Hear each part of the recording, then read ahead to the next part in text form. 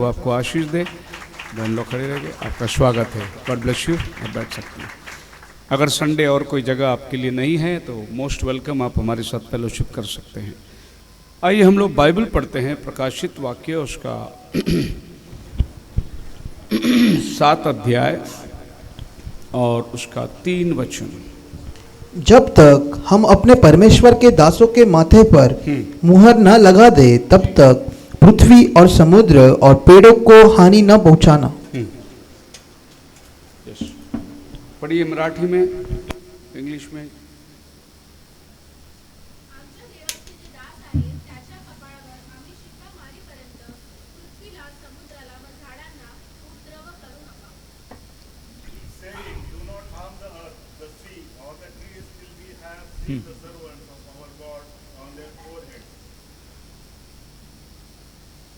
May Lord add His blessings। प्रभु अपने आशीष को ढेल दे। हमारा टाइटल है the subjects of God's sovereign will, जिसका आज हम लोग 5वां भाग देख रहे हैं। और आज का भी हमारा विषय 1,44,000 के ऊपर ही हम लोग गौर करेंगे, क्योंकि इसमें बहुत मर्म है। पिछले हफ्ते में 1,44,000 के ऊपर बात किया था तो बहुत से मेरे को कमेंट्स आए और बोले पास्टर जी बहुत कंफ्यूजन थी कि ये लोग कौन है, और बहुत सारी बातें वचनों के द्वारा खुल गया। क्योंकि 1,44,000 पेंटिकॉस्टल लोग कहते हैं वो हम लोग हैं, जोवा विटनेस वाले कहते हैं वो हम लोग हैं, मोरमोन्स कहते हैं वो हम लोग हैं। अब है कौन वो? बाइबल ही बताएगा वो कौन है। बोलो हालेलुया। और बाइबल में लिखा है वो 12 गोत्र से 12 हज़ार निकाले हुए हैं। अभी इसमें क्या कंफ्यूजन है?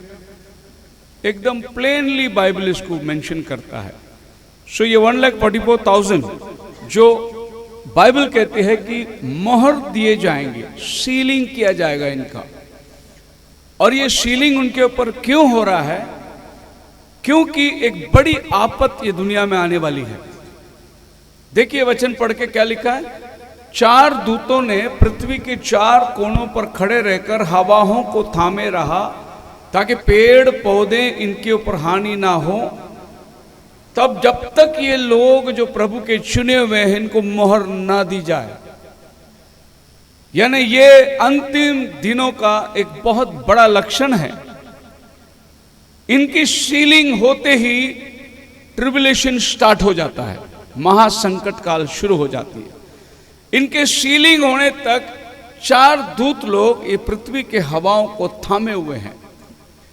सो मसीह में मेरे प्रिय लोगों, आज का जो वचन है थोड़ा कठिन लगेगा आपको, लेकिन मैं कोशिश करूंगा इसको अच्छी तरीके से आपके सामने रखने के लिए, क्योंकि बहुत से नए लोग भी हैं जिनको यहूदी या अन्य जाति के बारे में कुछ मालूमात है नहीं। जो लोग मैसेज पढ़ते हैं, जो लोग बाइबल पढ़ते हैं, जो जानते हैं, तो आपको पता चलेगा कि यहूदी लोग हैं, अन्य जाति लोग हैं। यहूदी लोग प्रभु के चुने हुए भाग हैं, अन्य जाति मिराश में शामिल हो गए।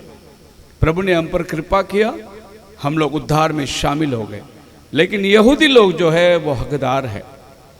इस हफ्ते का अगर आप न्यूज़ पढ़ेंगे तो जबरदस्त धक्का इजराइल ने दुनिया को दे दिया। हिजबुल्लाह ने उधर बम फेंका। लगातार 4 दिन जो है हिजबुल्लाह लगातार वॉर किया।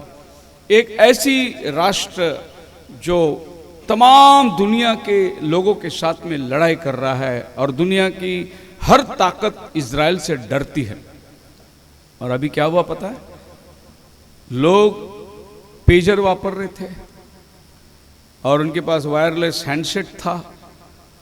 अब आप सोचिए कि कैसे उन्होंने उसके अंदर प्लांट किया इजराइल ने, कि उसके एक बटन दबाने में इतना सबके पेजर ब्लास्ट हो गए। कई लोगों के पेजर मुंह में ब्लास्ट हो गया, कई लोग के पेजर उनके पैंट में यहाँ जो रखा हुआ था उधर ब्लास्ट हो गया। अब दुनिया हैरान है, ये कैसे संभव हो सकता है? अब इन्होंने पेजर कब खरीदा था, कब क्या किया था, कैसे किया था, कैसे ये प्लांट हुआ? इजराइल का मोसाद ने बड़ा कमाल दिखा दिया। बोलते थे इजराइल घर में घुस के मारता है जेब में घुस के मार दिया उसने। घर में बहुत दूर की बात है। और लोगों के जेब में घुस के मार दिया। उसका भरोसा नहीं, वो क्या करेगा। पूरी दुनिया दहशत है। अभी मुस्लिम नेशन जो है परेशान है, मोबाइल वापरे क्या करके सोच रहे हो लोग, क्योंकि ये भी उसने बनाया है।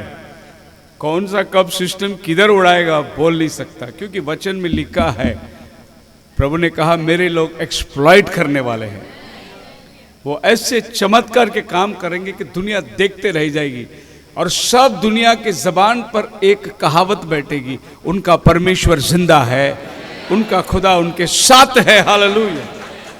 ये बात पूरी दुनिया ऐलान करने वाली है, अब हो भी रहा है। ये खुदा के चुने हुए लोग हैं, इनके खिलाफ में आप कोई षड्यंत्र बना नहीं सकते। एक टाइम था प्रभु ने उनको मार के भगाया था। जब प्रभु यीशु मसीह इस क्रूस पर लटका हुआ था, उस समय में ये लोग इनकार कर दिए प्रभु को। जब पिलातुस ने पूछा मैं तुम्हें यीशु को छोड़ूं या बरब्बा चोर को छोड़ूं, तो इन्होंने बोला बरब्बा को छोड़, लेकिन यीशु को क्रूस पे मार दे। उस दिन इन्होंने टुकराया तो पिलातुस ने पूछा, मैं तो हाथ धोता हूं, इस व्यक्ति के लहू से मेरा कोई वास्ता नहीं, लेकिन मसीह में मेरे प्रिय लोगों, यहूदियों ने कहा कि इसका लहू हमारे ऊपर और हमारे बच्चों के ऊपर आए। ये श्राप उन्होंने मांग के लिया था। 2000 साल वो मार खाए, लेकिन प्रभु ने यह भी कहा था वचन में, 2 दिन के बाद मैं तुम्हें रिवाइव करूंगा, 2 दिन के बाद मैं तुम्हें वापस लाऊंगा, दोबारा मैं तुमसे भेंट करूंगा। ये 2 दिन 2000 साल को दर्शाता है। ठीक 2000 साल पूरा होने पर 1948 में 2000 साल पूरा हुआ भी नहीं, प्रभु ने उनको लाके अपने राष्ट्र में बसा दिया। उसका वायदे को उसने पूरा किया। अब उद्धार का समय है, वो समय 1,44,000 का सीलिंग होने वाला है। ये लोग हैं अभी इजराइल में, इनके माथे पर मोहर दिया जाएगा, और जैसे इनके माथे पर मोहर देना शुरू होगा, आप और हम जो अन्य जाति कलीसिया है रैप्चर में उठा लिए जाएंगे। तो ये एक बड़ा क्लाइमेक्स है, और इसको हम लोग गौर से देखने जा रहे हैं। 12 गोत्र जिनका 12 नाम लिखा हुआ है, और एक एक गोत्र में से 12,000 जो 1,44,000, और बाइबल कहती है दे आर गॉड्स सर्वेंट। वे लोग कौन हैं?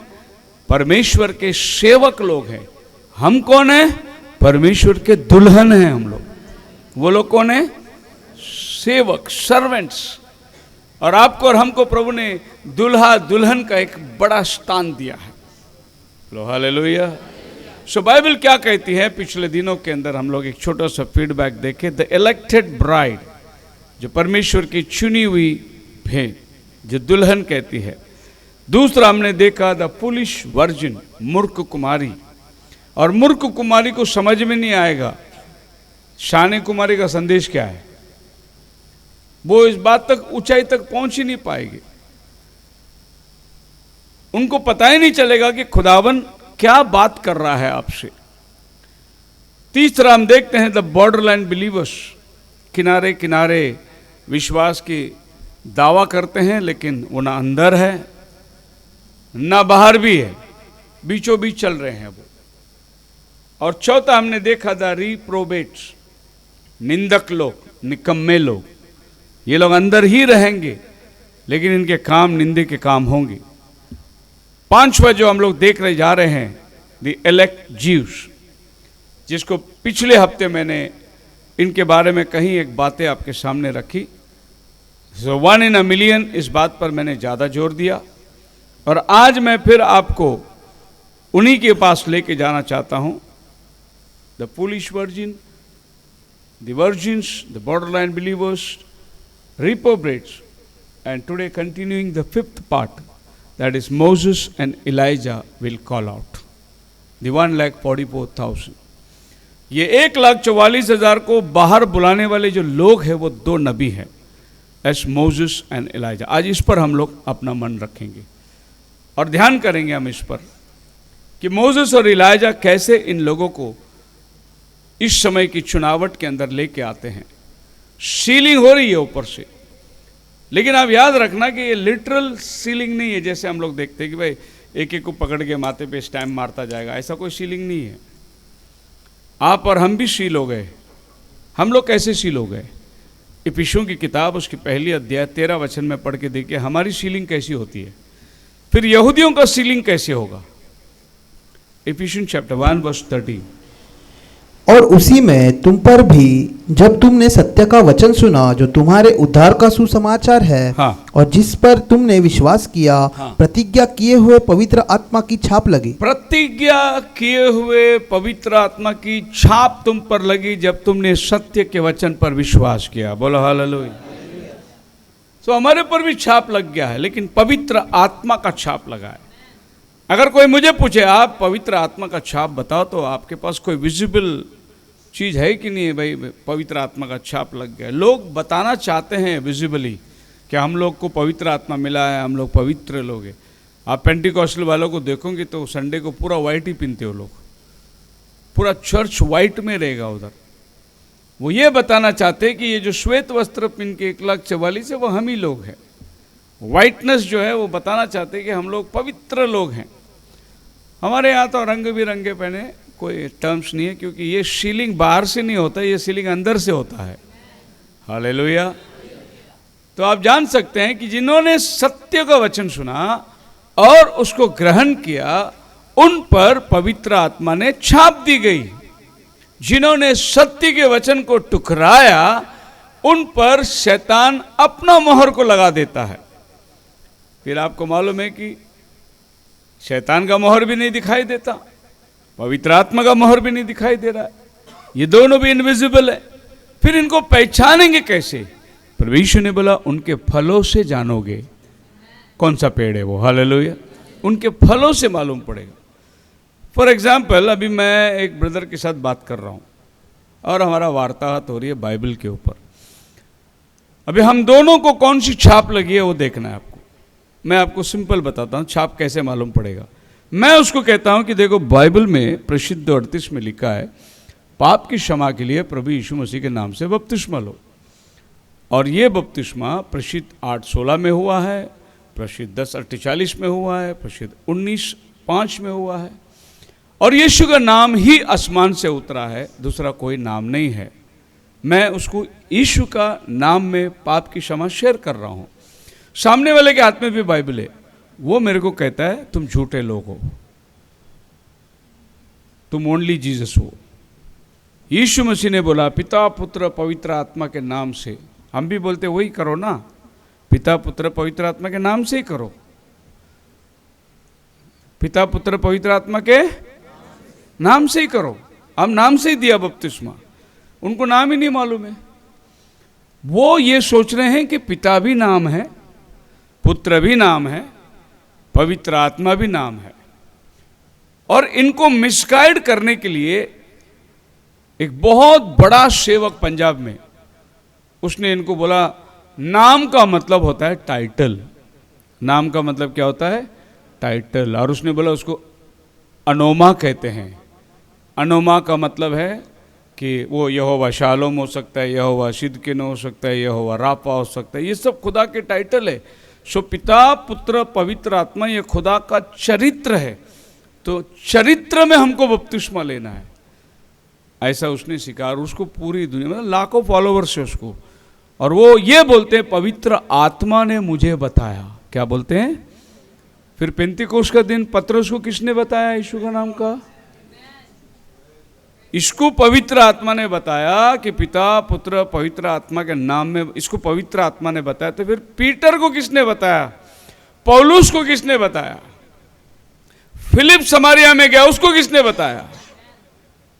भाई ये सब लोग झूठे ठहरे, ये सच्चा ठहरा बंदा। और इसके पीछे लाखों फॉलोवर्स लोग हैं।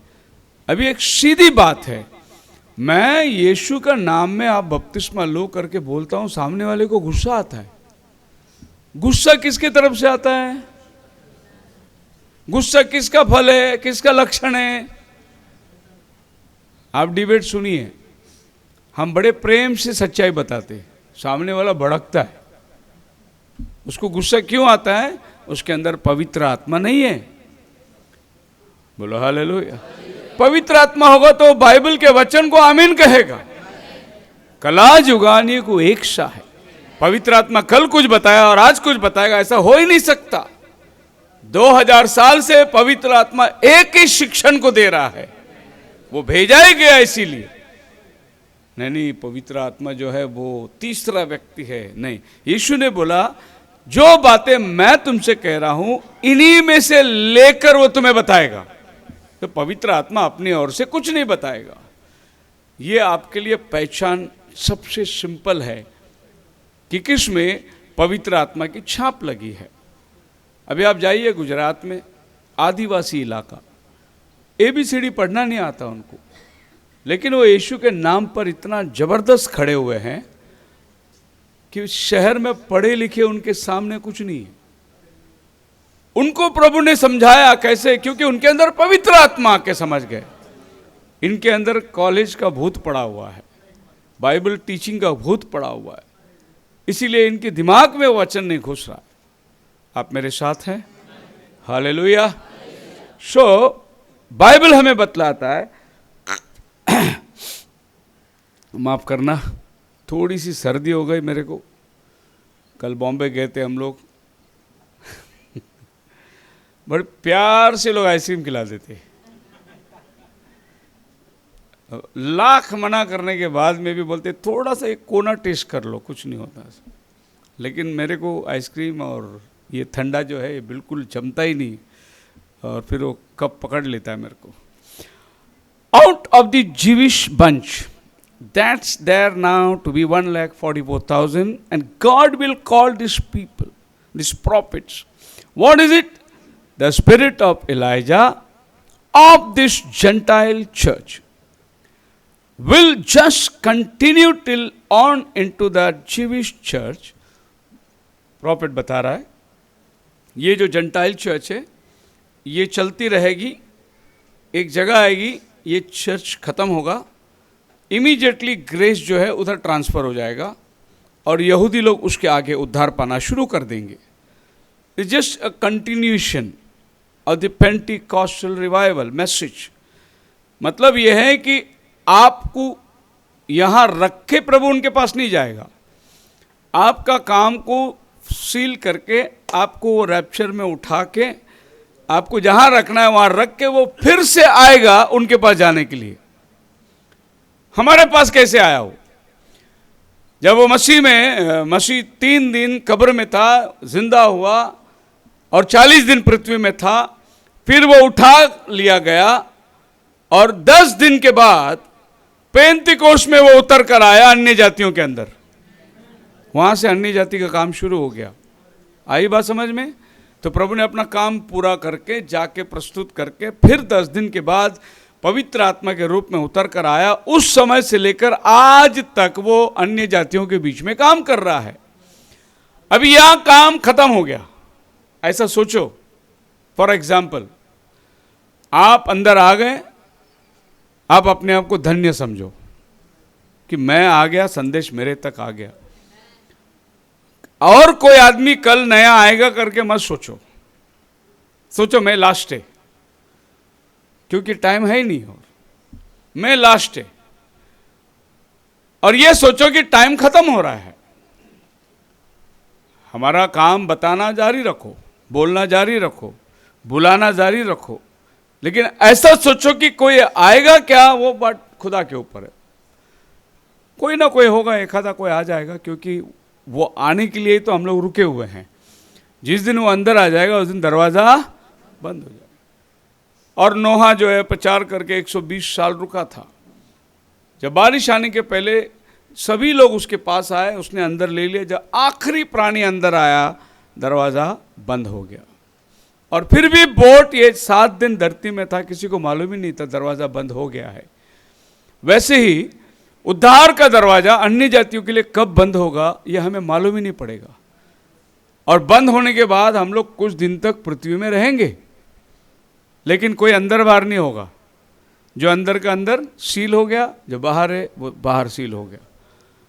पर यह ज़रूरी है कि वो बंद होने के पहले हम लोग अंदर है या बाहर है ये जानना बहुत ज़रूरी है। इसलिए हमने बॉर्डरलाइन बिलीवर के ऊपर देखा कि हम लोग को वैसा विश्वासी नहीं बनना है कि भाई एक पैर अंदर रखे एक पैर बाहर रखे, परंतु हमने दोनों एक जगह डिसीजन ले ले। तो ये जेंटाइल चर्च जैसी चलती रहेगी, एक टाइम आएगा प्रभु जेंटाइल में से जीविश में ट्रांसफर कर देगा, जेंटाइल का टाइम क्लोज हो जाएगा। और जेंटाइल का टाइम क्लोज होने का एक लक्षण जो हमारे इर्द गिर्द क्या हो रहा है पता है आपको? अभी मसीहत को अन्य जाति एक्सेप्ट नहीं कर रहे। अभी जिधर उधर चर्च तोड़ रहे हैं, प्रचारकों को मार रहे हैं, मीटिंगें बंद कर रहे हैं। ये उनका लक्षण है कि भाई अभी हम लोग नहीं मानने वाले हैं, अभी हम नहीं ग्रहण करेंगे। अभी आपके ऊपर आरोप लगाया जा रहा है ये कन्वर्शन करते हैं, ये धर्मांतर करते हैं, ये आरोप अभी लगाया जा रहा है। लेकिन ये 2000 साल से क्या चल रहा था, क्या हो रहा था?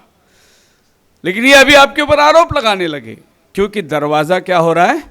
बंद हो रहा है। ये समझ जाना आप, क्या जो हमारे इर्द गिर्द जो घटित हो रहा है, और ये टोटली ब्लाइंडनेस के अंदर चले जाएंगे।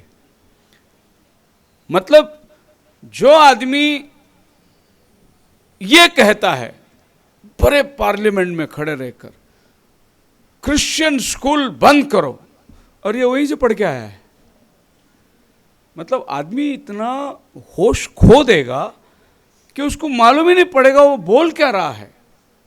ऐसा एक परिस्थिति आज हम लोग देख रहे हैं। वो भी ऐसी यहाँ वहाँ कॉमन आदमी वो नहीं बोल रहा है, जो देश के अधिकारी लोग हैं, जो देश चलाने वाले हैं, वो लोग इस अंधश्रद्धा के हिसाब से बात कर रहे हैं। अभी आपको विश्वास ही नहीं होगा। तुम क्रिश्चियन लोग कन्वर्शन करते हैं, अगर ऐसा है तो फिर जितने लोग क्रिश्चियन स्कूल में पढ़ के आए सब क्रिश्चियन हो जाना चाहिए था। लेकिन ऐसा तो हुआ नहीं, ऐसा हो भी नहीं सकता। तो ये एक आपके पास निशानी है कि दरवाज़ा बंद हो रहा है। अब ये ना समझ बनते जाएंगे, और जैसे जैसे यहां दरवाज़ा बंद होते चला जा रहा है, इजराइल में दरवाज़ा खुलते जा रहा है। इजराइल में प्रेयर चालू हो गया है, इजराइल में यहूदी लोग अभी वर्शिप करने लगे, इजराइल में लोग अभी चर्च को जा रहे हैं। जैसे जैसे यहां पर बंद होता जा रहा है, वहां पर दरवाज़ा खुलता जा रहा है, वहाँ उनकी आंखें खुलते जा रही है। वो अभी मसीह के पास आ रहे हैं। अभी उनको लग रहा है अरे हमारा मसीह आने का टाइम हो गया है। अभी वो लोग मंदिर बनाने के लिए सामान जमा कर रहे हैं। अभी वो लोग बोल रहे हैं कि हम लोग को अभी इजराइल में जाना पड़ेगा। अभी वो लोग पैसे इकट्ठे कर रहे हैं। अभी वो बोल रहे हैं कि अभी प्रभु हमारा वायदे को पूरा किया है, हम अपने देश में आ गए हैं। हाँ जी, ये सब बातें उनको अभी समझ में आ रहा है। अगर आप बेंजामिन नेतन्याहू का भाषण सुनेंगे ना, आपके बदन में कांटे आ जाएंगे। वो बोलते क्या इनको मालूम नहीं, 3000 साल पहले अब्राहम इधर था, डेविड इधर था, ये जेरूसलम के ऊपर डेविड राजा राज्य किया। इनको मालूम नहीं जी, बाइबल की बात कर रहा है। वो एकदम खुल के वो दुनिया को ऐलान कर रहा है। बोले कि आज कोई पलिश्ती आकर हमें उंगली रख के बताए, मैं आपको बताऊंगा। प्रभु ने अब्राहम को खड़ा करके बोला ये जमीन मैं तुझे देता हूं, और हम अब्राहम के बच्चे हैं। हमें किसी की अनुमति की जरूरत नहीं कि कोई हमें देश लेके दे, खुदा हमको देश दिया है। इतना धैर्य से वो बात कर रहा है क्योंकि उनकी आंखें अभी खुल गई है। अब वो मसीहा को जानने की तैयारी कर रहे। सो प्रॉफिट बोलता है go right in and call Moses with him.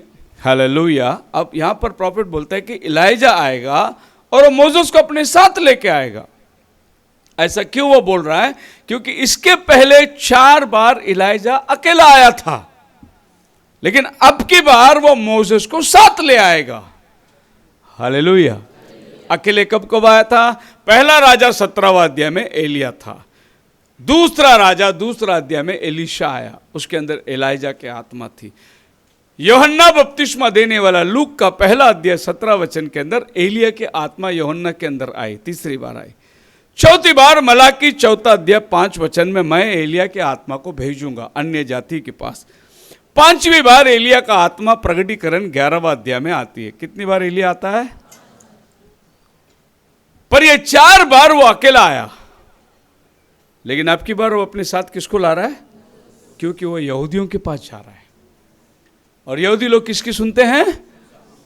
इसके लिए उसने मोसेस को बोला, मोसेस बाबा अभी तेरा सेवा शुरू होने वाला है, 4 बार तो मैं अकेला गया, तू अब मेरे साथ चल।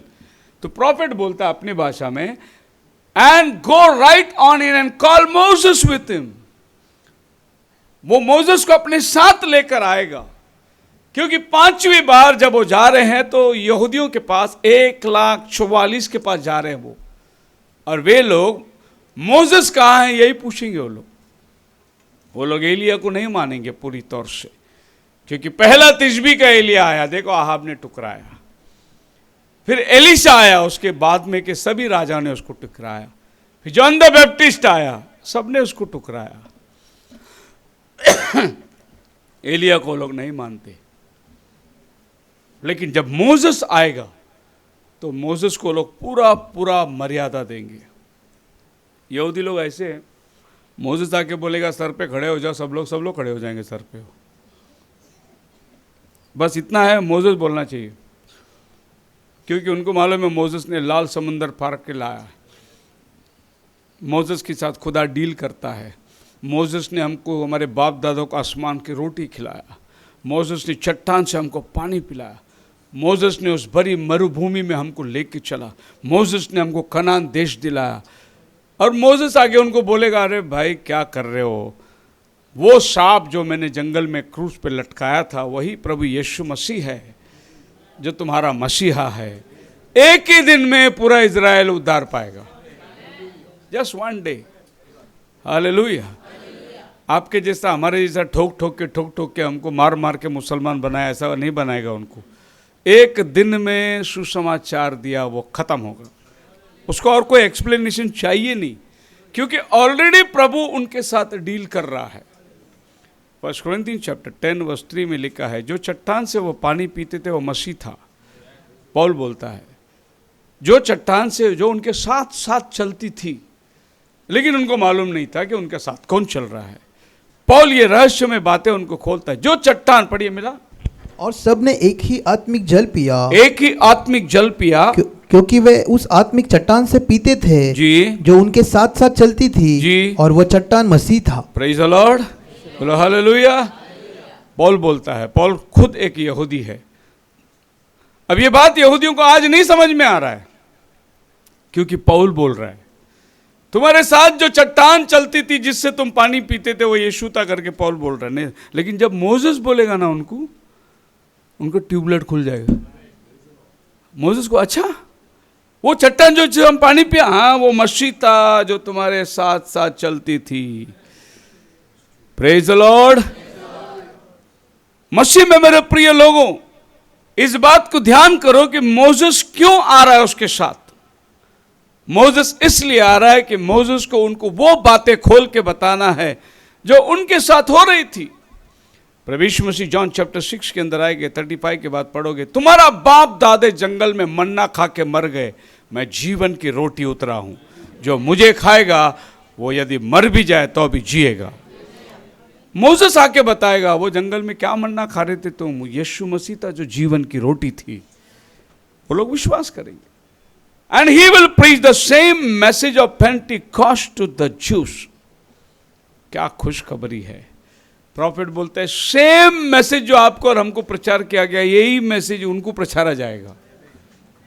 इसका मतलब ये समझो कि यीशु मसीह के नाम का उद्धार उनको प्रचारा जाएगा। And they rejected the Messiah, amen. And you see it will be the same Pentecostal message that Jesus will preach right over them. ये दो नबी आकर पेंटिकॉस्टल मैसेज उनको प्रीच करेंगे। पेंटिकॉस्टल मैसेज क्या है? पश्चाताप करो, पाप की क्षमा में से तुम में से प्रत्येक जन प्रभु यीशु मसीह के नाम में बपतिस्मा लो। ये पेंटिकॉस्टल मैसेज है। लेकिन आज पेंटिकॉस्टल चर्च में जाके ये मैसेज बोलो, तुमको धक्के मार के बाहर निकाल देंगे। हम लोग पिता पुत्र पवित्र आत्मा वाले। एक्चुअली ये पेंटिकॉस्टल मैसेज नहीं है। पेंटिकॉस्टल मैसेज प्रेषित की 2 अध्याय में लिखा हुआ है, वो पेंटिकॉस्टल मैसेज है। बोलो हालेलुया। कितना बुरी स्तर से हमारे विश्वासी लोग भटक गए हैं। उन्हीं के हाथ में किताब है, सिर्फ माथे पे लिखा हुआ हम लोग पेंटिकॉस्टल है, लेकिन पेंटिकॉस्टल की शिक्षण उनके पास में नहीं है। So the 2 witnesses of Revelation, who are they? अब सवाल है, इनकी पहचान से हम लोग शुरू करेंगे। मैंने कहा कि ये मैसेज थोड़ी सी गहराई है, आपको मेरे साथ में आना पड़ेगा। थोड़ी गहरे पानी में तैरेंगे। अगर नहीं आता तैरना तो सीखो। क्योंकि ये डेप्थ के अंदर जाएंगे, क्योंकि ये जो सब्जेक्ट है ये एक बहुत बड़ा चर्चा का विषय है। आज के तारीख में बहुत बड़े बड़े स्कॉलर्स लोग ये नहीं मानते कि ये दो नबी जो है मोसेस और एलिया है, परंतु वो लोग ये कहते हैं कि ये एनोक और इलाइजा होना चाहिए। तो वो मोसेस की जगह एनोक को लेके आते हैं।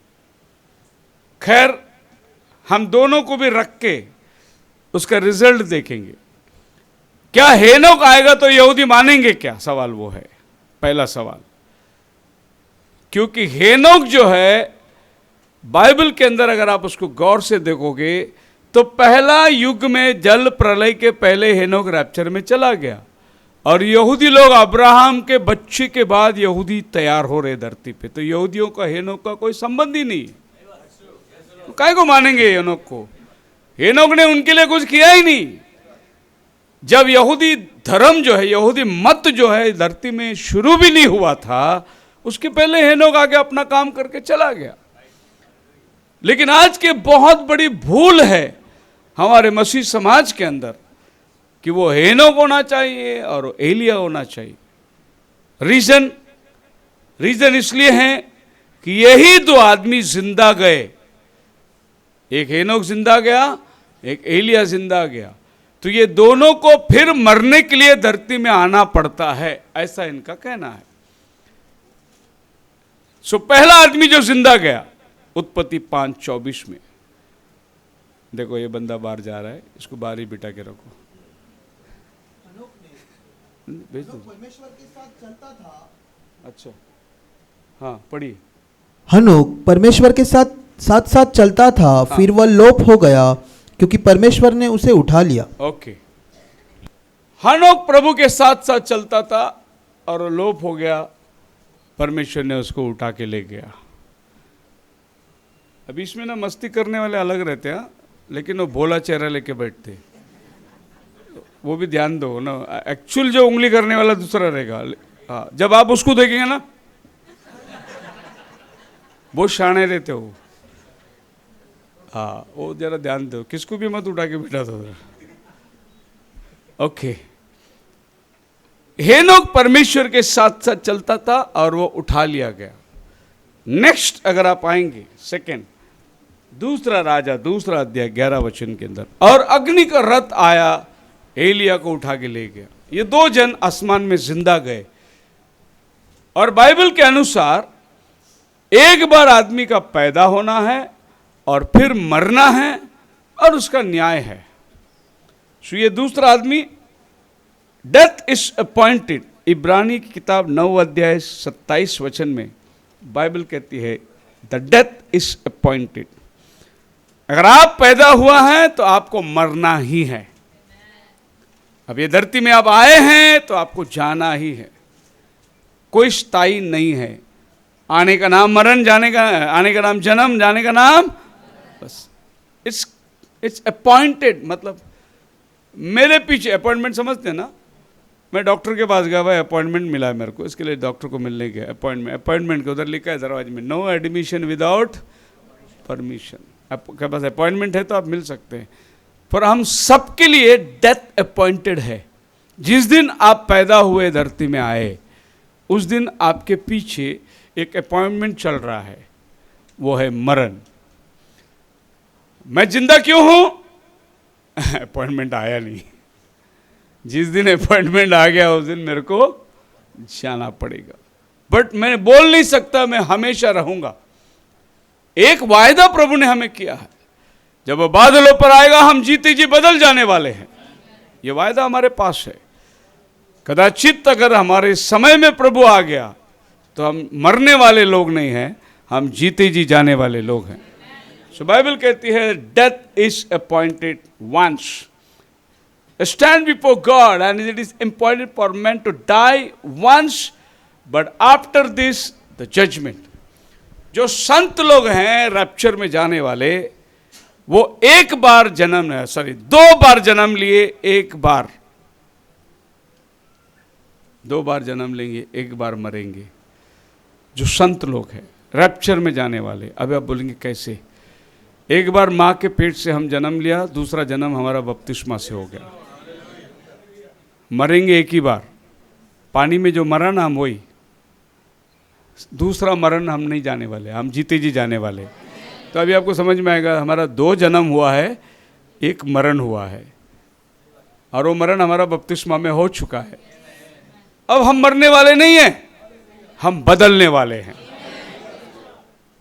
लेकिन दुनियावी लोगों के पास ऐसा नहीं है, वो एक बार जन्म लिए 2 बार मरने वाले। एक बार माँ के पेट से जन्म लिया, उनका दूसरा जन्म स्वर्गीय राज्य में हुआ नहीं, 2 बार मरेंगे, शरीर में इधर भी मरेंगे और दूसरा मरण अधोलोक में भी डाल दिए जाएंगे, सेकंड डेथ। एक बार जन्म लिए, 2 बार मरेंगे। हमने 2 बार जन्म लिया, 1 बार मरेंगे। अन्य जाति में हमारे में फर्क, अविश्वासी में हमारे में फर्क। नाउ इलाइजा के बारे में ओल्ड टेस्टमेंट और न्यू टेस्टमेंट प्रॉमिस करती है। क्या प्रॉमिस करती है? मलाकी 4:5 में, I will send you Elijah the profit, मैं एलिया नबी को भेजूंगा। ये प्रॉमिस है हमारे पास।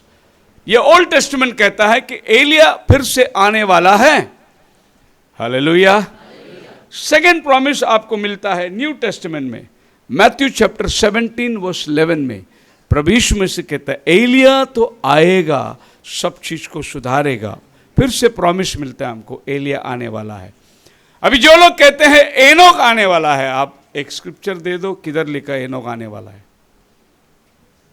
उनके पास कोई स्क्रिप्चर नहीं, वो खाली अंदाज लगाते हैं कि वो मरा नहीं, इसके लिए मरने को आना पड़ेगा करके अंदाज लगाते हैं। लेकिन एनोक आने वाला है करके स्क्रिप्चर किधर है? लेकिन एलिया आने वाला है करके बाइबल आपको प्रोफेसी बोलती है। एक एलिया आ चुका है, लेकिन प्रभु बोलता है फिर से एक एलिया आना बाकी है। आप मेरे साथ है? मैं आपको बोलता हूं, ये जो लोग विश्वासी लोग हैं ना इधर अपने इर्द गिर्द, मेथडिस्ट वाले, पेंटिकॉस्टल वाले और फिर बहुत सारे लोग, इनमें से कोई भी विश्वासी को लाके इधर बिठाओ, उसको ये खाना हजम ही नहीं होगा। क्योंकि वो बोलेगा एक भी बार पास्टर बोला नहीं चंगाई मिलता है करके, आशीर्वाद मिलता है करके, एक भी बार प्रभु ने, पास्टर ने बोला ही नहीं। क्योंकि उनको चंगाई और आशीर्वाद सुनने की आदत पड़ी है। हम जो खाना खा रहे हैं ना, ये उकाब का खाना है, ये मरा हुआ चूहा खाने वाला कौवा नहीं है। ये बहुत हाई स्टैंडर्ड का भोजन है। और अच्छे वाले लोग भी इसमें थोड़े से टेंशन में रह जाते, क्या बोल गया पास्टर ने पता नहीं, समझने के लिए।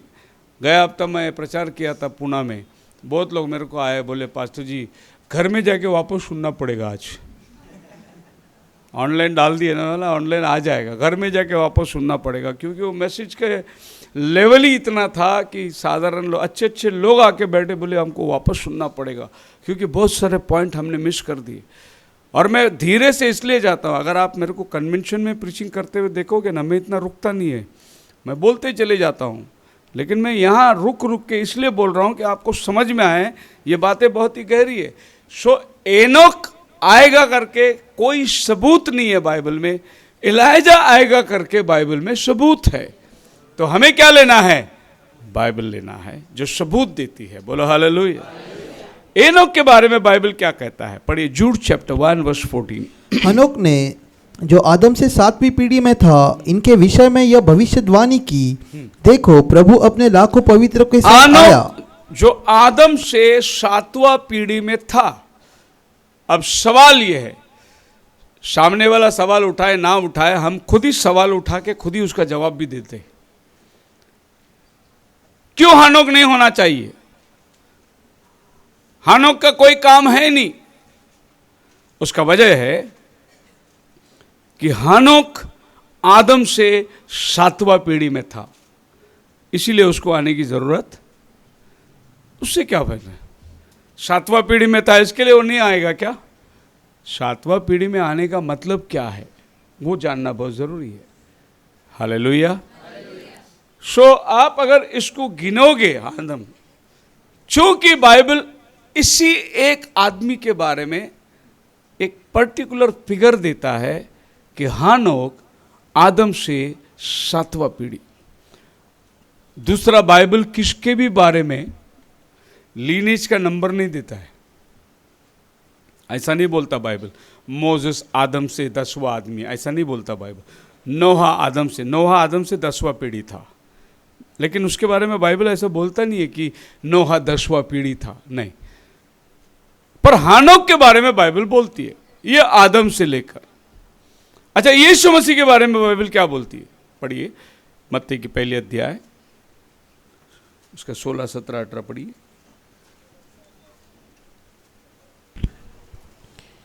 याकूब से यूसुफ उत्पन्न हुआ जो मरियम का पति था। हाँ। और मरियम से यीशु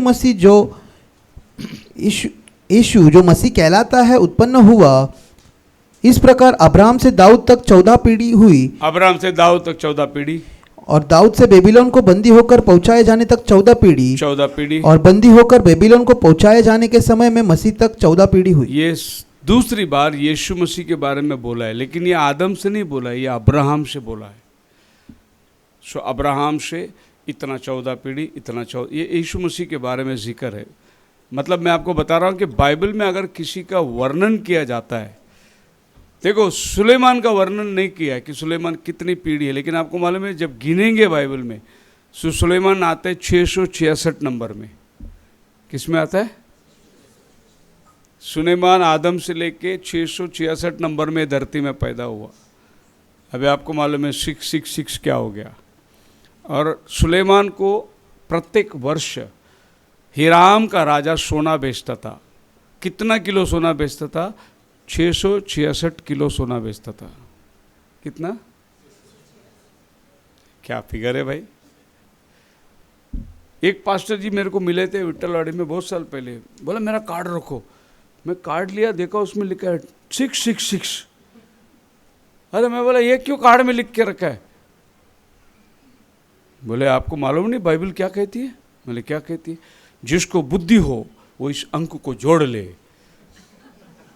मेरे को बुद्धि है इसके लिए मैं अंक को जोड़ लिया। ये बुद्धिहीन आदमी एक नंबर का। प्रभु ने उसको टोटल मारने के लिए बोला है, अपना कार्ड में लिखने के लिए नहीं बोला है। तो उसने कार्ड में लिख दिया है पास्टर सो एंड सो 666। मतलब एंटी क्राइस्ट मेरे सामने ही खड़ा है अभी। लोगों को मालूम ही नहीं वचन को कहाँ जोड़ना है। सो बाइबल कहते हैं आदम से 7वां पीढ़ी में। और याद रखिए एक बात मैं आपको बताना जा रहा हूं कि आदम से 7वां पीढ़ी मरता नहीं है। और आज आप और हम 7वीं कलीसिया में है, इसीलिए रैप्चर की बात कर रहे हैं, क्योंकि हम मरने वाले, हम ठीक 7वें पीढ़ी में आए, 7वें कलीसिया में। और 7वां कलीसिया को प्रभु ने जिंदा जाने का सौभाग्य दिया है। इसीलिए हेनोक नहीं हो सकता, क्योंकि ये 2 जन को आकर मरना पड़ता है।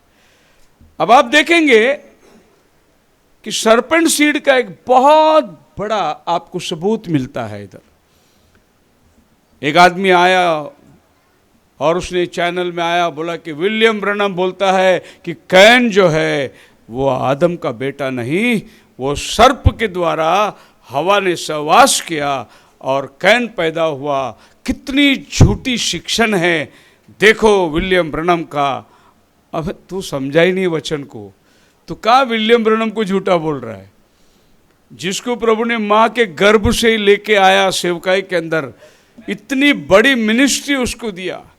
विलियम ब्रनम की मिनिस्ट्री मलाकी 4:5 उसके बारे में लिखा है, मत्ती 11 में उसके बारे में लिखा है, मत्ती का 17:10-11 उसके बारे में लिखा है, लूक का 17:30 वचन उसके बारे में लिखा है, प्रगटीकरण 3:14 उसके बारे में लिखा है, प्रगटीकरण 1:20 वचन उसके बारे में लिखा है।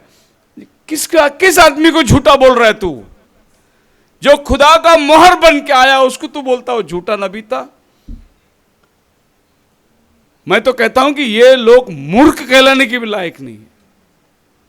इतने अपने आप को उन्होंने नीचे गिरा दिया। बोलिए हालेलुया। अब यहां पर आप गिनिए, एक्चुअली अगर आप गिनोगे तो हानोक 8वां नंबर में आना चाहिए, 7वां नंबर में नहीं आ सकता वो। कैसे? आदम से कैन, कैन से सेत, सेत से एनोश, कैनान, महालेल, जारेद, एनोक 8वां नंबर में आ। तो बाइबल कैसा बोलता 7वां? आपकी बात समझ में आ रही है? जो आदमी ये कहता है कि कैन आदम का बेटा है, उसको ये पूछो कि फिर ये 8वां नंबर कैसे हो गया? जब बाइबल कहती है 7वां, तो फिर एक आदमी को प्रभु ने काट दिया, उसका नाम निकाल दिया। वो आदमी कौन था? अब इसकी सबूत आप बाइबल में पढ़ सकते हैं, जेनेसिस चैप्टर 5। जब आदम 130 वर्ष का हुआ तब उसके द्वारा उसकी समानता में उसी के स्वरूप के अनुसार एक पुत्र उत्पन्न हुआ, उसने उसका नाम शेत रखा। हाँ, आदम जब शेत को जन्म देने के टाइम, बाइबल कितनी खूबसूरती से बता रहा है, देखिए कैसे बता रहा है बाइबल। 3रा वचन, जब आदम 130 वर्ष का हुआ तब उसके द्वारा उसकी समानता में उसी के स्वरूप के अनुसार एक पुत्र उत्पन्न हुआ, उसने उसका नाम शेत रखा। उसी के लाइकनेस में, उसी के स्वरूप में उसको एक बेटा मिला। लेकिन कैन आदम का स्वरूप नहीं था, क्योंकि कैन पैदा होने के टाइम बाइबल बोलता नहीं वो आदम का स्वरूप था करके। कैन पैदा होने के टाइम बाइबल क्या बोलता है? आप पढ़िए उसी में 4 अध्याय का उत्पत्ति का 1 और 2 वचन। जब आदम अपनी पत्नी हवा के पास गया तब उसने गर्भवती होकर कैन को जन्म दिया और कहा, मैंने यहोवा की सहायता से एक पुरुष पाया है। क्या पाया है? बाइबल उसको बेटा बोलता ही नहीं, लेकिन शेत को बाइबल क्या बोलता है? उत्पत्ति 5:3 में, ही गॉट अ सन। और उधर क्या बोलते हैं? He got a man. क्या लैंग्वेज की फर्क को देखो। अब जो इसको नहीं पहचान पाएगा, जिसको सन और मैन, देखो हर सन मैन है, लेकिन पैदा होने के टाइम पे वो मैन नहीं होता, वो सन होता है। अभी बोलेगा क्या उसको एक आदमी पैदा हुआ करके बोलेगा कि कोई बच्चा पैदा हुआ करके बोलेंगे? तो जो पैदाइश है वो बच्चा नाम आना चाहिए उसको, आदमी कैसा बोलेंगे बच्चा पैदा? हाँ, ये बोल सकते हैं लड़का हुआ है, बोल सकते, लड़का बोलो तो बालक। हाँ, कोई बोले उसको एक औरत पैदा हो गया है, नहीं, उसको एक बेटी पैदा हुआ है, एक बच्चा पैदा हुआ है। अब लैंग्वेज के डिफरेंसेस को तो समझा करो ना, कि बाइबल जो है कैसे मर्म में लिखा गया है। इसको समझेगा कौन? जो प्रभु के चुने हुए हैं वो समझ जाएंगे। और जो लोग दुनिया के ज्ञान से भरे हुए लोग हैं, उनको ये बात समझ में आएगी नहीं। भले बोले अरे ये तो मैं 50 बार पढ़ा है, 50 नहीं 100 बार पढ़, जब तक खुदावन नहीं समझाएगा तो नहीं समझ पाएगा। अब देखिए पहला इतिहास की किताब, उसका 1 अध्याय 1 वचन। आदम, शेत, एनोश। आदम, शेत, एनोश, ठीक है। लूक का 3 अध्याय 38 वचन। और वह एनोश का और वह शेत का और वह आदम का और वह परमेश्वर का पुत्र था। बोलो हालेलुया। ये तीनों वचन में शेत का नाम आता है, आदम का बाद कैन का नाम नहीं आता है। इसका मतलब ये है कि उत्पत्ति लिखने वाला मोसेस ने तो कैन का नाम काटा ही काटा, लेकिन उसने अकेला ने नहीं काटा, उसके बाद जितने लोगों ने बाइबल लिखा सबने नाम काट दिया उसका, किसी ने मेंशन नहीं किया उसका नाम। अभी लूक जो है नया करार के अंदर आकर वो भी वंशावली को लेके आते, लेकिन उसके पास भी सरपेंट सीड का मैसेज था, उसने भी कैन को इंक्लूड नहीं किया। कितने लोगों को समझ में आया? हालेलुया। मंद बुद्धि के माफिक मत बैठो, ऐसे बताओ कि मेरे समझ में भी आ गया है। यस पास्टर, बात सही है, आमीन बोलेगा तो ऐसे ही है। तो ये स्क्रिप्चर है जहां आदम और उसके बेटों का नाम आता है, लेकिन इनमें कैन का नाम आता ही नहीं।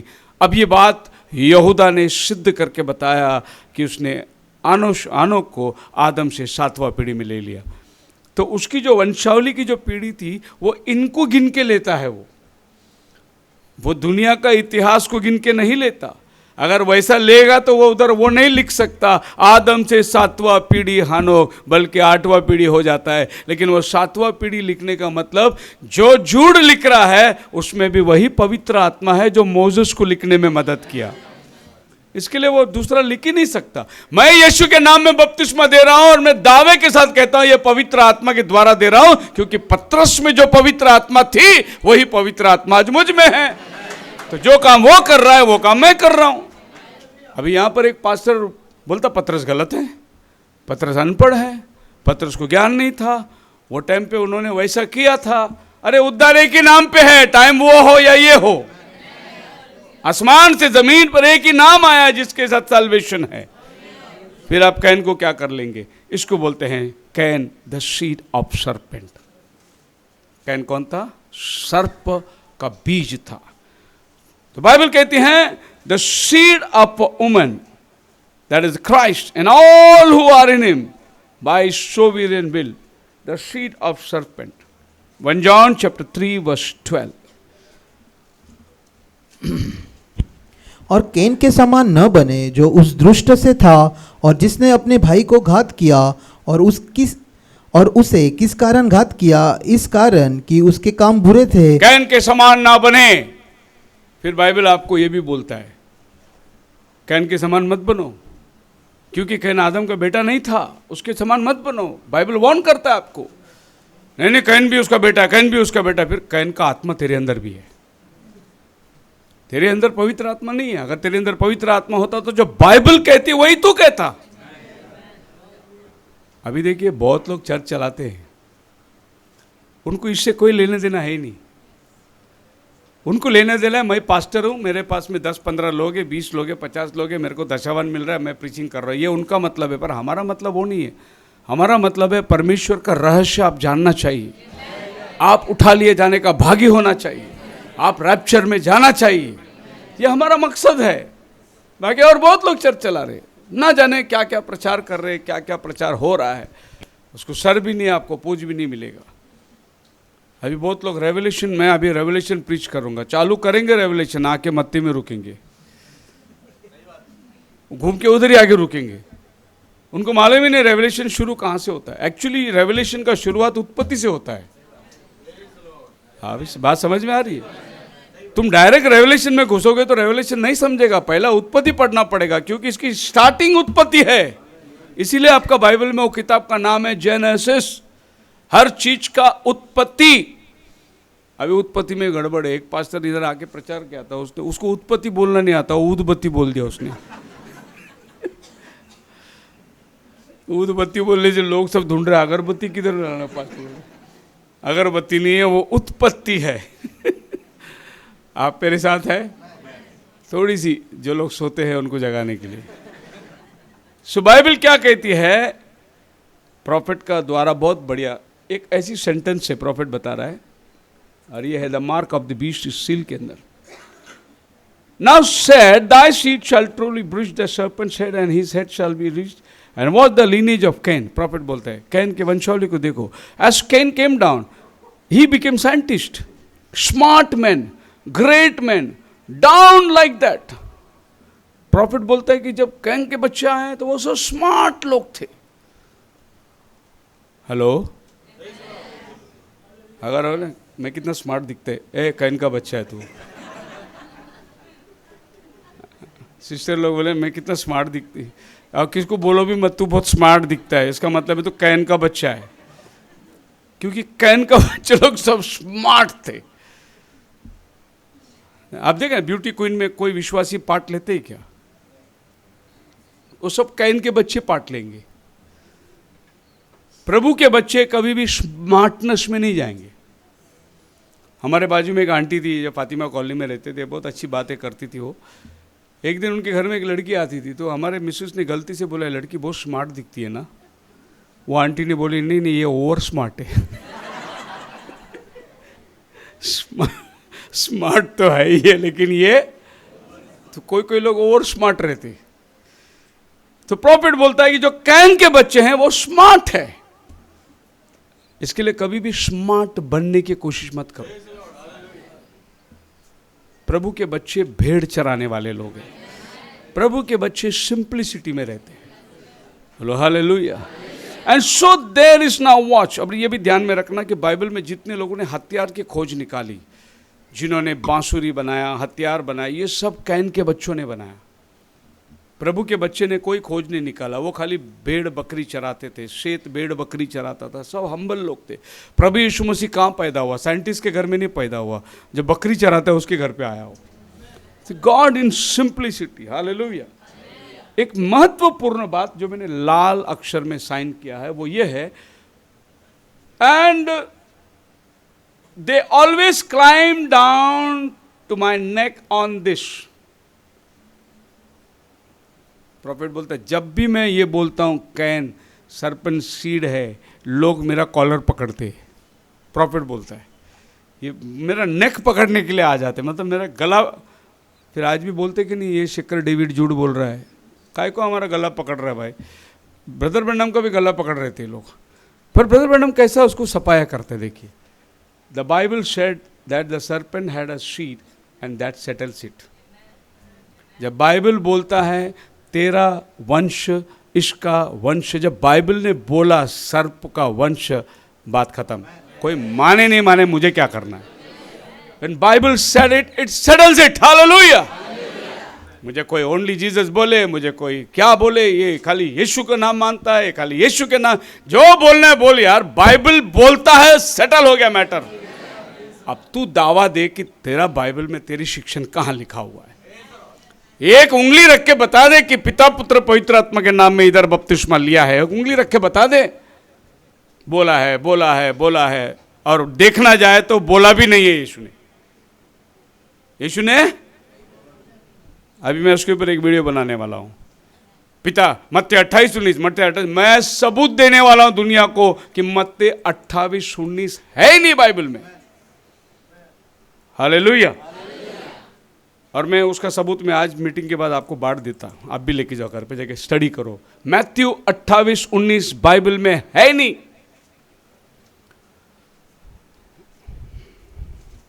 So prophet बोलते हैं when Bible said it is written is the serpent seed that settles it। इसके आगे मुझे कोई बहस ही नहीं करना है। बाइबल में लिखा है तेरा वंश इसका वंश, and the serpent seed let it be any way you want to take it, we will restrain from that, and I got my idea too, but whatever it will be, the Bible said, Genesis 1, the first of Genesis, and the serpent had a seed। मेरे पास भी खुद की सोच विचार होगी, ऐसा कैसे हो सकता है। X chromosome Y chromosome, doctor बोलता है कि इंसान के पेट में जानवर का बीज कैसा जा सकता है, फिर ये दोनों क्रोमोसोम कैसे मिला, फिर क्या जानवर के अंदर भी इंसान पैदा। मेरा भी दिमाग बहुत बोल सकता है, बोलता है, लेकिन जब बाइबल ने बोल दिया तो मेरा दिमाग खत्म हो गया। बाइबल ने बोला सरपेंट के पास सीड है तो मेरी सारी सोच बाइबल के सामने झुक गई। कैसे हुआ खुदा जाने। अगर मैं ढूंढूंगा तो प्रभु मेरे को रिवील करेगा, लेकिन नहीं ढूंढना चाहे तो भी मैं विश्वास करूंगा। हालेलुया। आप मेरे साथ हैं ना? ओके। मोसेस ने चट्टान पे लाठी मारा, पानी आ गया। अभी चट्टान के पीछे जाके देखो पानी कहां से आया, वो तुम देखो, मुझे क्या करना है। अब साइंटिस्ट जाके चट्टान के अंदर खोदेगा, नीचे ड्रिल मशीन है क्या, पानी है क्या, झरना है क्या। अरे खुदा ने बोला मार, मैं पानी दूंगा, दे दिया उसने, बात खत्म हो गई। That settles it. आपका लाइफ में सेटलमेंट क्या चीज है? जो खुदा ना वचन कह दिया खत्म हो गई बात। खुदा ने वचन ने बोला स्त्री बाल ना काटे, सेटल, खत्म हो गया। फिर भी थोड़ा काट, सेटिंग कर, ये कर, कुछ नहीं चलता है। नहीं काटना। That settles it. The matter should be settled. अविश्वासी का नाता नहीं है, बाइबल सेटल। नहीं मैं उसको बपतिस्मा दूंगा, वचन सुनाऊंगा, लेके आऊंगा, नहीं तू जाएगा, वो कभी नहीं आएगा। जब बाइबल ने कह दिया कोई रिश्ता ही नहीं, मैटर सेटल्स। ऐसा हो ही नहीं सकता।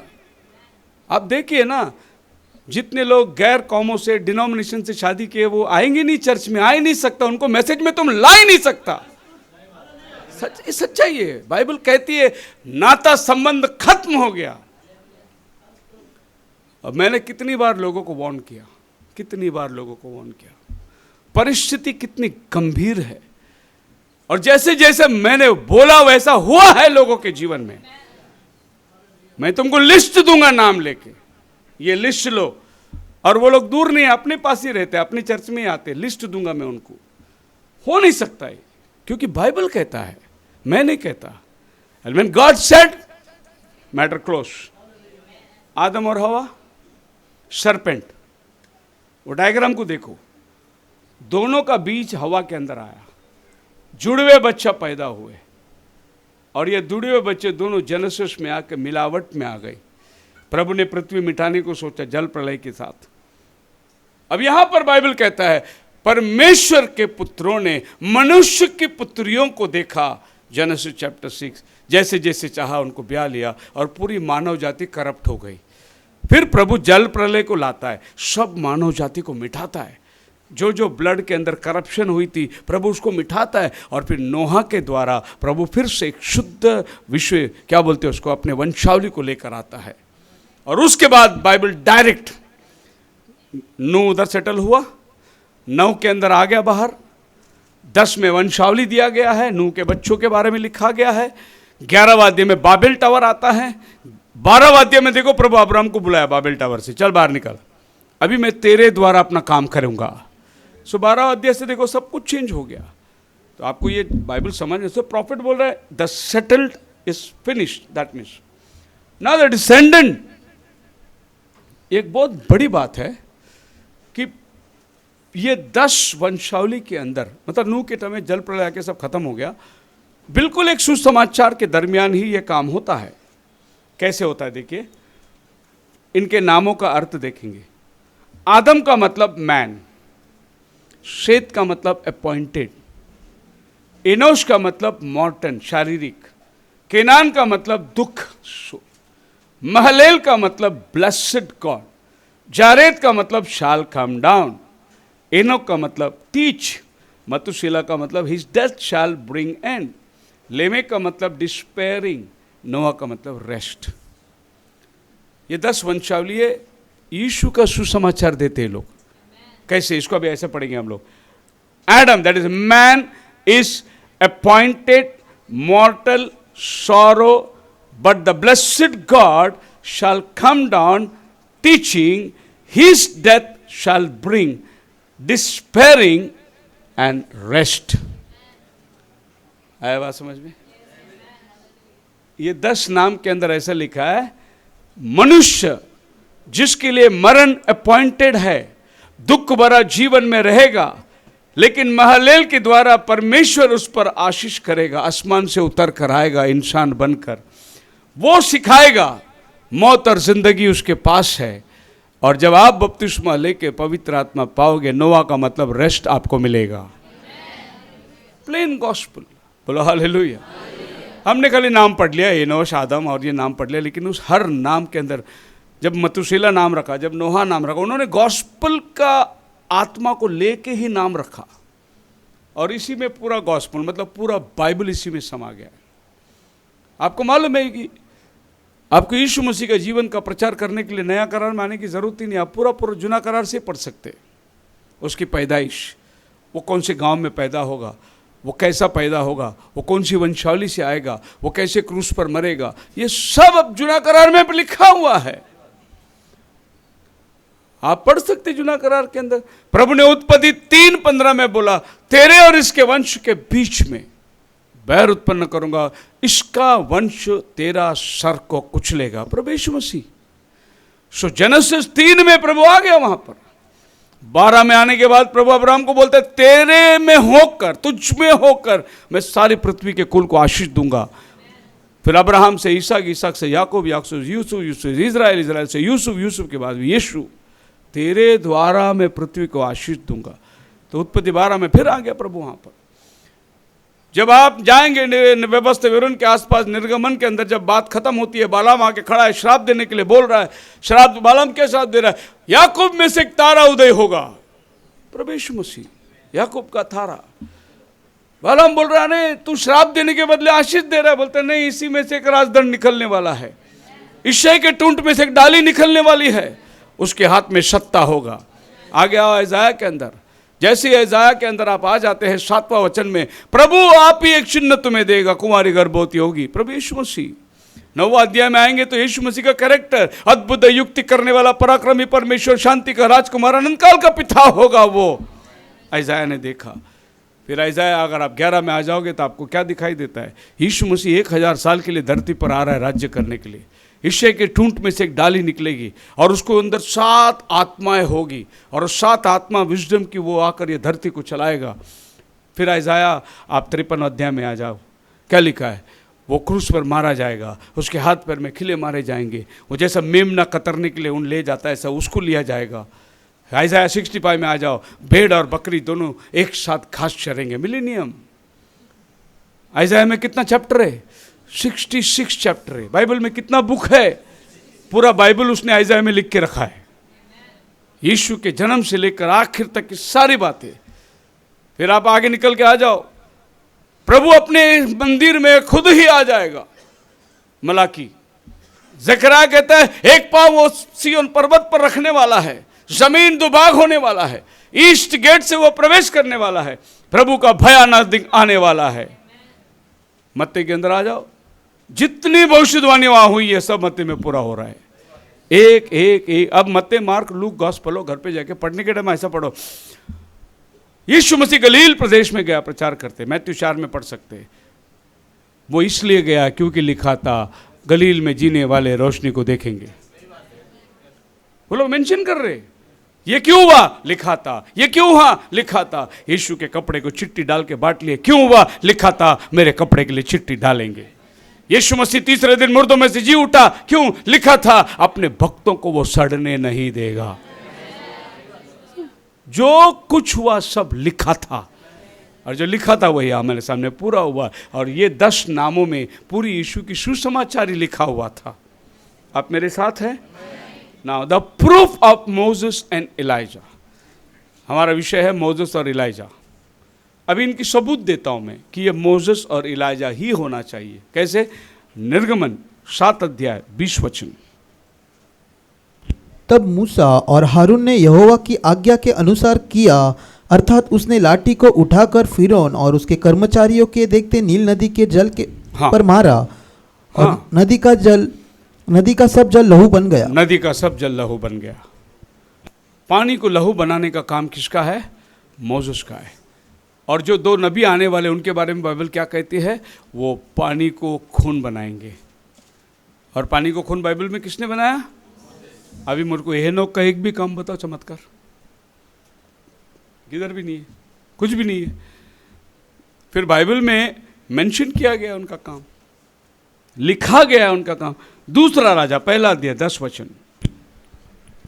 एलिया ने उस 50 सिपाहियों के प्रधान से कहा, यदि मैं परमेश्वर का भक्त हूं तो आकाश से आग गिरकर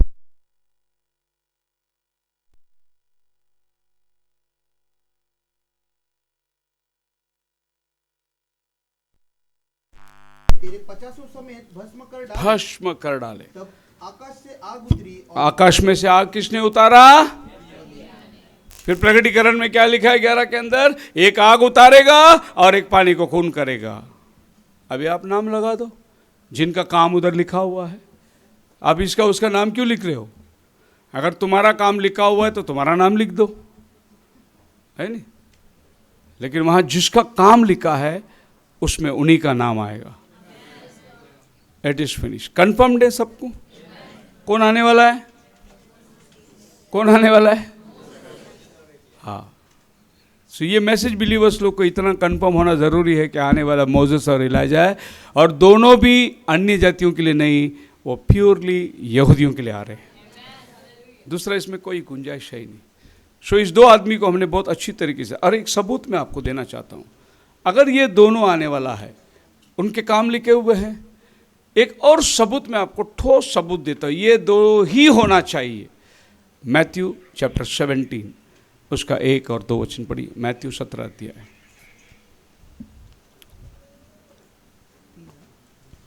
और मूसा और एलिया उसके साथ बातें करते हुए उन्हें दिखाई दिए। यीशु मसीह पहाड़ पर गया, उसका रूपांतर हो गया। पतरस, याकूब, यूहन्ना वहाँ थे। यीशु मसीह का रूपांतर होते के साथ क्या देखा उन्होंने? मूसा और एलिया उसके साथ बातें कर रहे थे। मतलब ये 2 आदमी ऑलरेडी आके यीशु से मिल के गया है। ये कौन सा टाइम था? जब यीशु मसीह ने अपना सेवा पूरा किया, 3.5 साल में आ गया। अभी यीशु मसीह पहाड़ पर जा रहा है। यीशु मसीह को लेपालक का अधिकार मिल रहा है। लेपालक का अधिकार क्या है? ये मेरा प्रिय पुत्र है, तुम इसकी सुनो। इसको बोलते हैं, प्रभु को वहां पर लेपालक, बिगॉटन सन का पावर दे रहा है प्रभु। अब यहां पर प्रभु ने ऐलान कर दिया, आकाशवाणी हुई कि ये मेरा प्रिय पुत्र है, इसकी तुम सुनो।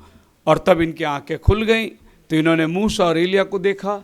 तो मूसा और एलिया आ गए, यीशु के साथ बातचीत कर रहे। क्या बातचीत कर रहे? प्रभु, आपका सेवा अभी खत्म हो रहा है, हमारा सेवा प्रकटीकरण 11 में लिखा है, शुरू करें क्या? Praise the Lord.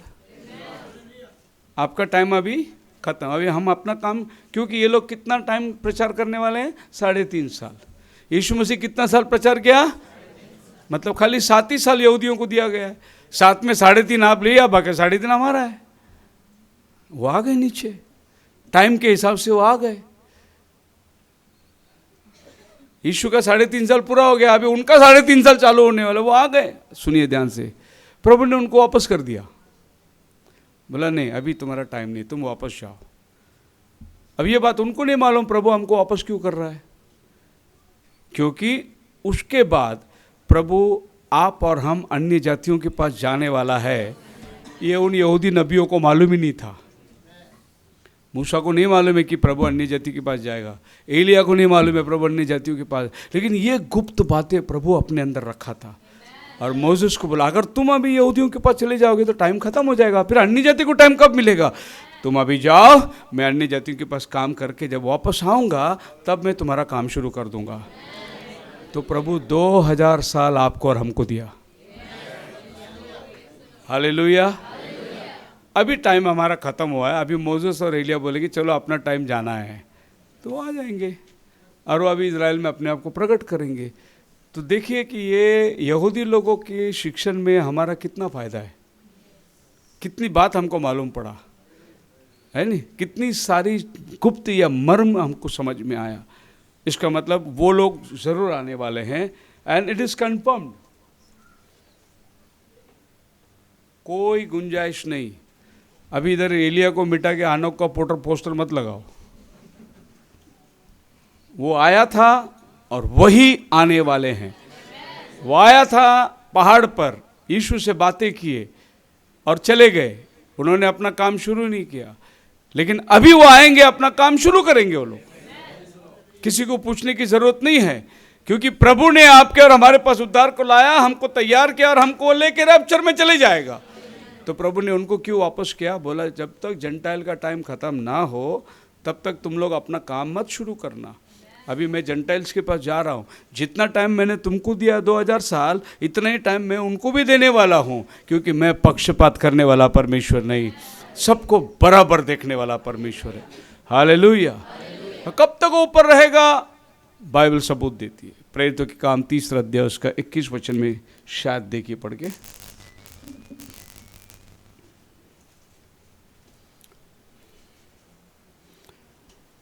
3:21 अवश्य है कि वह स्वर्ग में उस समय तक रहे जब तक कि वह सब बातों का सुधार न कर ले। Praise the Lord. कभी प्रभु आएगा?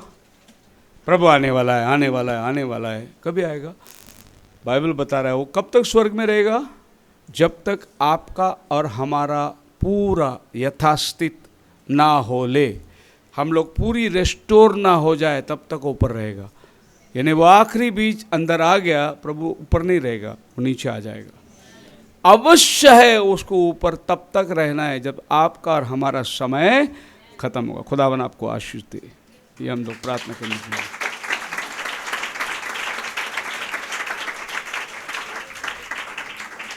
सब लोग खड़े हो जाएंगे अपने स्थानों पर।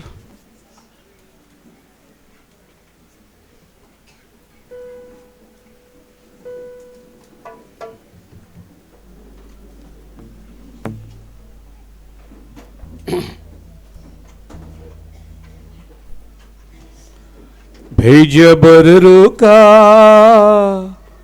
भेज अबर रोका, भेज अबर रोका, भेज अबर रोका, छम छम में बरसा,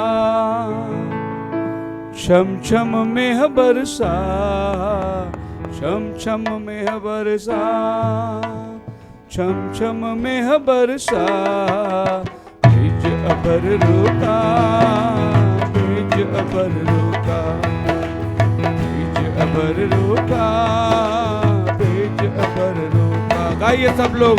छम छम मेह बरसा, छम छम मेह बरसा, छम छम मेह बरसा, छम छम मेह बरसा, बीज अबर रुका, बीज अबर रुका, बीज अबर रुका। बीज अबर रुका। सूखी बंजर दिलों की धरती रू अपनी से सींचो, उनके बाप की बूंदे डालो, बीज कलाम का बीजो। सूखी बंजर दिलों की धरती रू अपनी से सींचो, उन्हें पाप की बूंदे डालो, बीज कलाम का बीजो। सूखी बंजर दिलों की धरती रू अपनी से सींचो, उन्हें पाक की बूंदे डालो, बीज कलाम का बीजो, बीज कलाम का बीजो। हमें कर दो हरा भरा, हमें कर दो हरा भरा, हमें कर दो हरा भरा, कर दो हरा भरा। ओ छम छम मेह बरसा, छम छम मेह बरसा, छम छम मेह बरसा, छम छम में बरसा, बीज अबर रुका, बीज अबर रुका, बीज अबर रुका, बीज अबर रुका। ऐसे फौज फरिश्तों की नबियों के संग रखता था, अपनी रूह की ताकत से उन नबियों को भरता था। ऐसे फौज फरिश्तों की नबियों के संग रखता था, अपनी रूह की ताकत से उन नबियों को भरता था। जैसे फौज फरिश्तों की नबियों के संग रखता था, अपनी रूह की ताकत से उन नबियों को भरता था, उन नबियों को भरता था। उसी रूह का मजा चखा, उसी रूह का मजा चखा। सरू का मजा चखा, सरू का मजा चखा।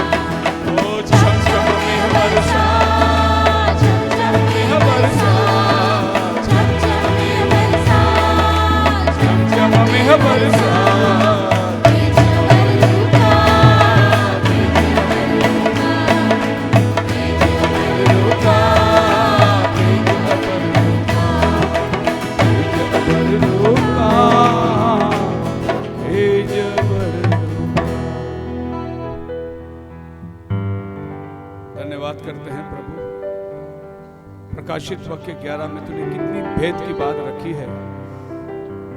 तो हमने यहूदियों के बारे में जाना, लेकिन हकीकत तो प्रभु अन्य जातियों का समय दर्शाया गया है, ताकि हम सतेज हो जाए प्रभु, और भी अधिक हम गहराई से इसे देखेंगे। तेरी रहम हम पर बनी रहे। सभी को तो आशीष कर, खान पान और चाय के ऊपर तो आशीष कर। तेरी दया हम सब पर बनी रहे। खुदा बाप आसमानी, हम दुआ करते हैं बच्चे अनुज के लिए, जिनको हृदय का रोग से संबंधित है। तेरी बड़ी रहम हो उस पर, अपने आशीषों से भर दे।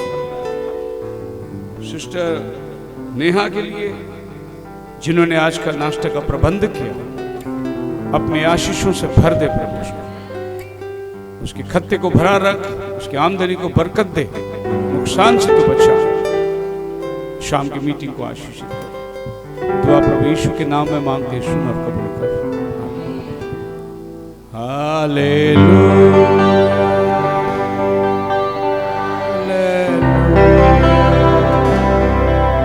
Hallelujah, hallelujah. Thank you, Jesus. Thank you, Jesus. Thank you, Jesus. Thank you, Jesus. यीशु मसीह का कृपा, शांति, समाधान, पवित्र आत्मा का सहभागिता आपसे लेकर उसके आने तक सबके साथ बनी रहे। सब मिलकर कहे, सभी को प्रेज द लॉर्ड।